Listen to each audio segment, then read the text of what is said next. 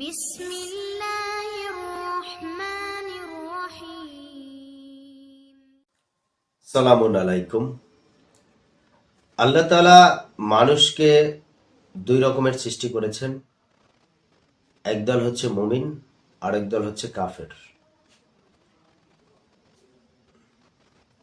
কুরআনুল কারীমে নানান জায়গায় মুমিন এবং কাফিরদের চারিত্রিক বৈশিষ্ট্য, মুমিন এবং কাফিরের শাস্তি এবং পুরস্কারের কথা বলেছেন। মুমিনদের বৈশিষ্ট্য, মুমিনদের চারিত্রিক বৈশিষ্ট্য কিরকম হবে সে কথা আল্লাহ স্পষ্ট কোরআনে বলেছেন। মুমিনের চারিত্রিক বৈশিষ্ট্য যদি প্রপারলি মুমিন হয় তাহলে তার জন্য কি ব্যবস্থা আছে সেইটা আল্লাহ তাআলা বলেছেন। ঠিক একইভাবে কাফিরদের যে চারিত্রিক বৈশিষ্ট্য, সেই চারিত্রিক বৈশিষ্ট্যগুলো আল্লাহ তাআলা বলেছেন অসংখ্য জায়গায়। এবং একজন কাফিরের জন্য আল্লাহ তাআলা কি নির্ধারণ করেছেন সেগুলো খুব সুস্পষ্টভাবে বলেছেন। সূরা মুমিনুনের 1 থেকে 11 নম্বর আয়াত পর্যন্ত যদি আমরা দেখি, মুমিনের কি কি চারিত্রিক বৈশিষ্ট্য হওয়া উচিত সেই সম্পর্কে আল্লাহ তাআলা বলেছেন। আল্লাহ সূরা মুমিনুনের 1 নম্বর আয়াতে বলেন, অবশ্যই মুমিনগণ সফল হয়েছে। যারা মুমিন তারা সফলকাম, তাদের কোনো ভয় নেই, তাদের কোনো চিন্তিত হওয়ার কোনো কারণ নেই।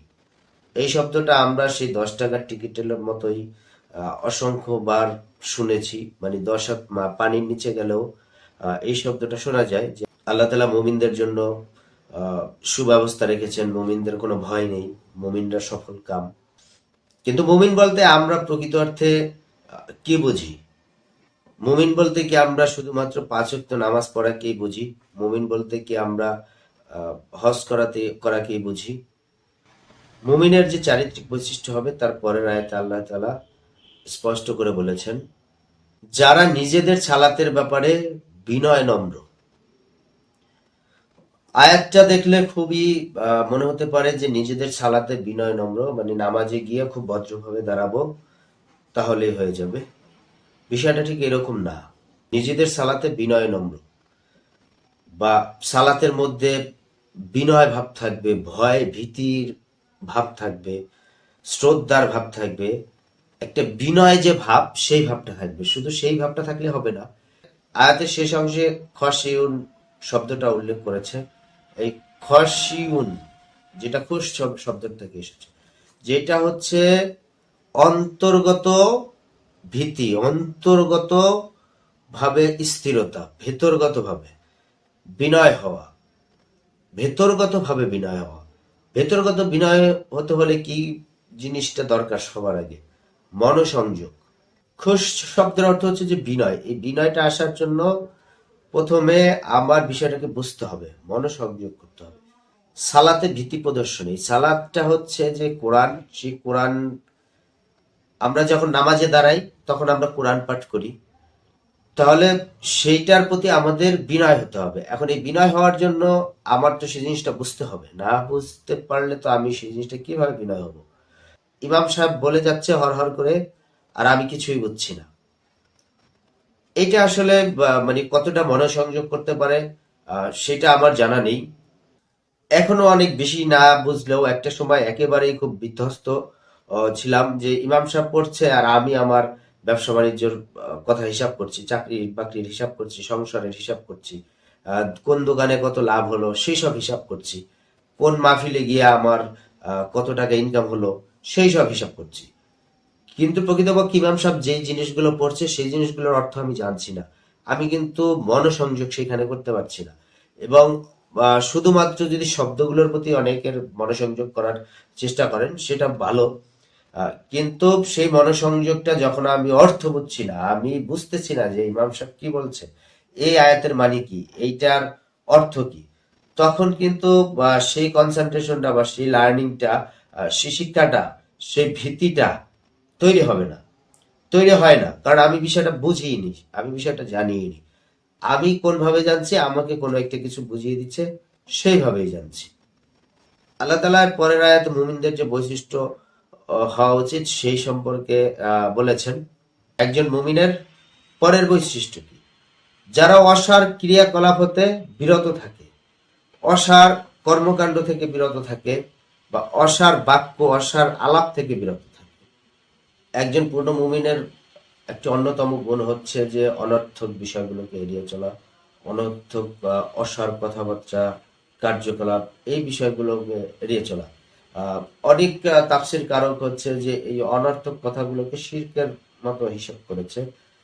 তো এই যেহেতু আল্লাহ নিষেধ করেছে এবং মুমিন যেহেতু মুমিনের বৈশিষ্ট্য হচ্ছে যে অনর্থক কথাবার্তা অসার কাজ এড়িয়ে চলা, তার মানে যারা এটা করছে তারা অবশ্যই কাফিরদের অন্তর্ভুক্ত। কাফির যখন হয়ে যায় তখন আসলে গুনাহ শিরকের পর্যায়ে হতেই পারে। আমি অবশ্যই এ ব্যাপারে কোনো মন্তব্য করতে রাজি নাই।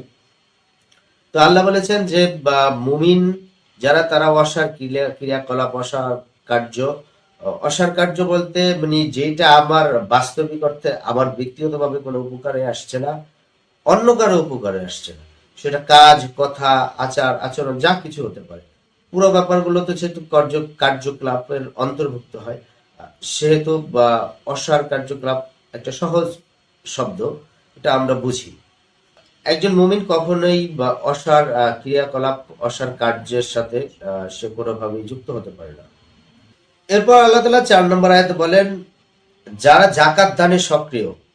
একজন পূর্ণ মুমিনের তৃতীয় নাম্বার গুণ হচ্ছে জাকাত দেয়া। জাকাত মূলত হচ্ছে পরিশুদ্ধ আত্মিক চারিত্রিক যে সংশোধন, সেই সংশোধনের জন্যই মূলত জাকাত। জাকাত মূলত হচ্ছে যে পরিশুদ্ধ সম্পদের পরিশুদ্ধ, সে সম্পর্কে বিস্তারিত আল্লাহ তাআলা কোরআনে হুকুম দিয়ে দিয়েছেন যে কি পরিমাণ জাকাত হিসেবে গণ্য হবে। তো এর দ্বারা আবার অনেকেই মত করেন যে এটা হচ্ছে যে আত্মিক পবিত্রতা, চরিত্রের যে সংশোধন, সেই চরিত্র সংশোধনের কথা অনেকে বলেছেন।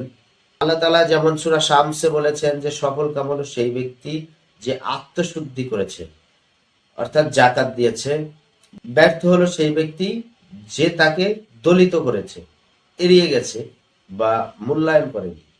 জাকাত মূলত হচ্ছে যে পরিশুদ্ধ, কারো নিকট কত ফরজ করা হয়েছে জাকাত সে সম্পর্কে মক্কায় থাকা অবস্থায় এই আয়াত নাজিল হয়েছিল। আবার কেউ কেউ বলে থাকেন যে এর অর্থ হচ্ছে যে কাজকর্ম বা আচরণ অবলম্বন করা, সৎ পথ অবলম্বন করা, যাতে আত্মার পবিত্রতা হয়, চরিত্রের সংশোধন হয়। তারপর আল্লাহ 5 নম্বর আয়াতে বলেন, আর যারা তাদের নিজেদের লজ্জা স্থানের হেফাজতকারী। একজন মুমিন হওয়ার জন্য 4 নাম্বার যে গুণটি আল্লাহ তাআলা বলেছেন যে লজ্জাস্থান হেফাজত করা। অনেক তাফসীর কারকরা খুব সস্তাভাবে বলে দিলেন যে এতে লজ্জাস্থান ঢেকে রাখা। আবার অনেকেই যেরকমটা বিস্তারিতভাবে বলার চেষ্টা করেছেন বা যে জিনিসটা আমরা যতটুকু বুঝেছি, যৌনাঙ্গ হেফাজত করা মানে যেখানে সেখানে না দৌড়ানো। যৌনাঙ্গ হেফাজত করা মানে যে নিজের যে সম্ভ্রম সেটাকে হেফাজত করা। এই হেফাজত করা মুমিনদের মানে খুবই গুরুত্বপূর্ণ একটা বৈশিষ্ট্যের মধ্যে অন্যতম। 4 নম্বর বৈশিষ্ট্য হিসেবে আল্লাহ যেরকম একজন মুমিনের বৈশিষ্ট্য থাকা উচিত, সেই অনুযায়ী এই একজন মুমিনের এটি 4 নম্বর বৈশিষ্ট্য। এই লজ্জাস্থানকে হেফাজত করার জন্য আল্লাহ তাআলা যেরকম বলেছেন সেটাকে বৈধ করার জন্য বা তার জন্য নির্দিষ্ট কিছু রুলও দিয়ে দিয়েছেন। যেমন 6 নম্বর আয়াতে আল্লাহ তাআলা বলেন যে নিজেদের পত্নী অথবা অধিকারভুক্ত দাসী ব্যতীত এতে তারা নিন্দনীয় হবে না। পত্নী, স্ত্রী অথবা দাসী, যেহেতু আধুনিক সমাজ ব্যবস্থায় এই দাসীর যে প্রভাব সেটা নেই, এই সময় এটা হয়তো অনেক দেশেই তার বাস্তবতা নেই, এটা বর্তমান বাস্তবতার প্রেক্ষাপটে এবং তখনকার বাস্তবতার প্রেক্ষাপটে এই আয়াতটি নাজিল হয়েছিল।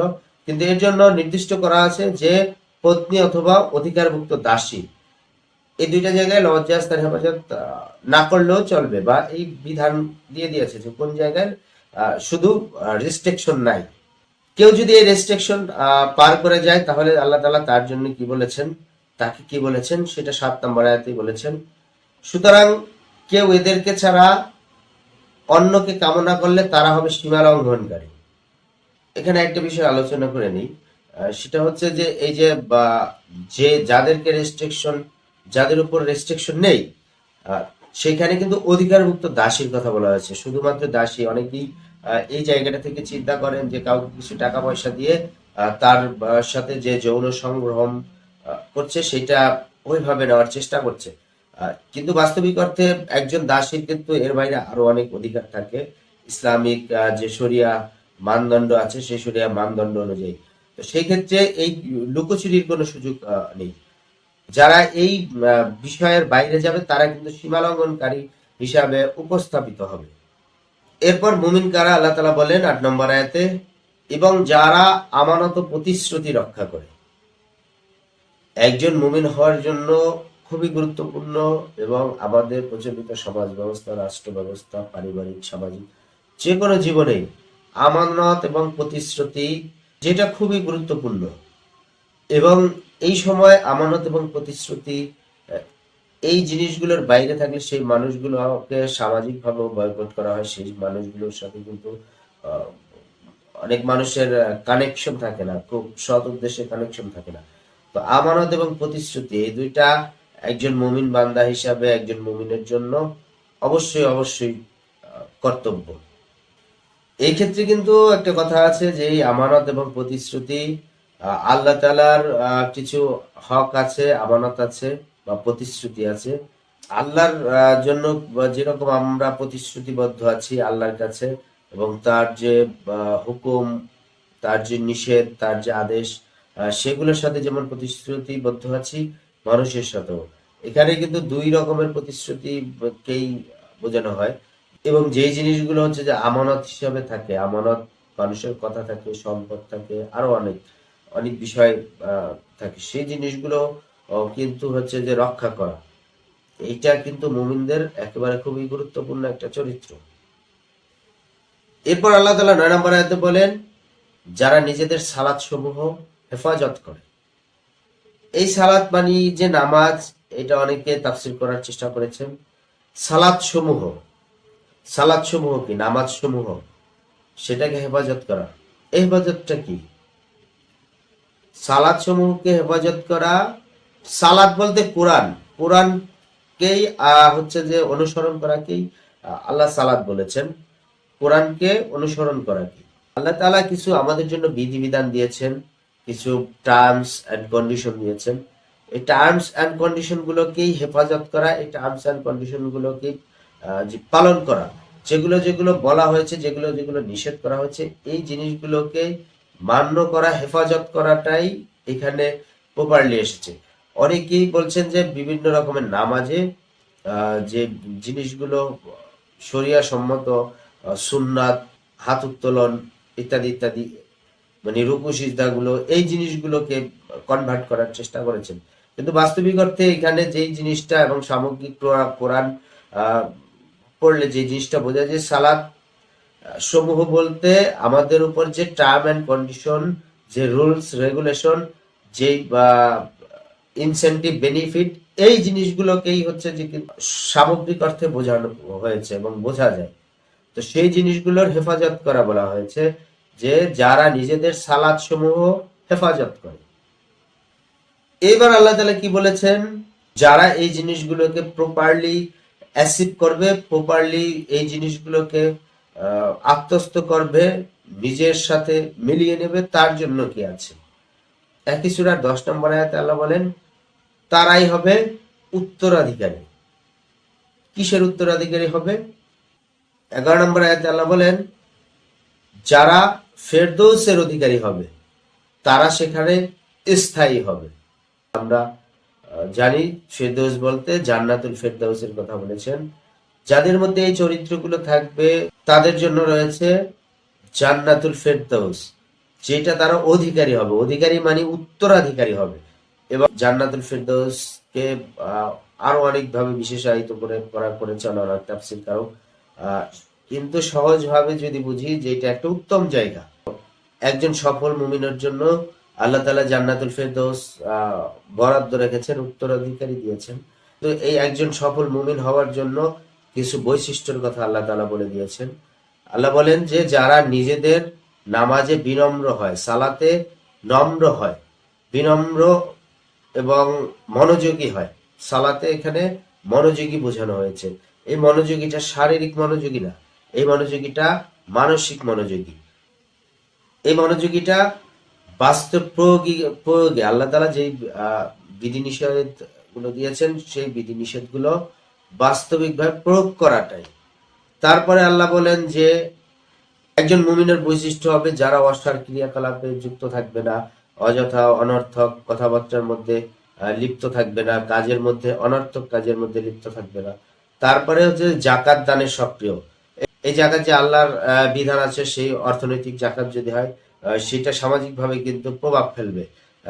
একজন অসহায় দরিদ্র মানুষ কিন্তু স্বাবলম্বী বা সচ্ছল হতে পারবে।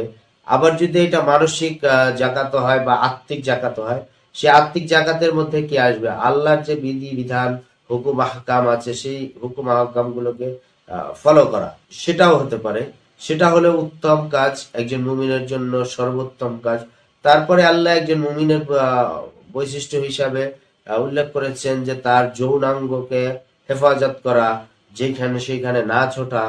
তারপরে কোথায় ছোটা যাবে সেটা আল্লাহ বলেছেন যে পত্নী এবং অধিকারভুক্ত দাসী, এর বাইরে যদি কেউ অন্য কোনো কামনা করেন তাহলে সেটা সীমালঙ্ঘনের পর্যায় হয়ে যাবে।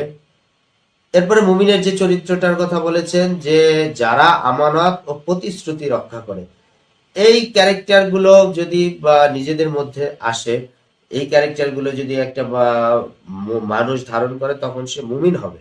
সে মুমিনের জন্য আল্লাহ তাআলা সূরা একই সূরার 11 নম্বর আয়াতে বলেছেন যে জান্নাতুল ফিরদৌসের অধিকারী হবে। আল্লাহ তাআলা আমাদের সবাইকে একজন সফল মুমিন হওয়ার জন্য, একজন প্রকৃত মুমিন হওয়ার জন্য যে বৈশিষ্ট্যগুলো থাকা উচিত সেই বৈশিষ্ট্যগুলো দান করুক, সেই কামনা করছি আমরা। আল্লাহ তাআলা আমাদেরকে সবাইকে হেফাজত করুক। সবাই ভালো থাকবেন। আসসালামু আলাইকুম।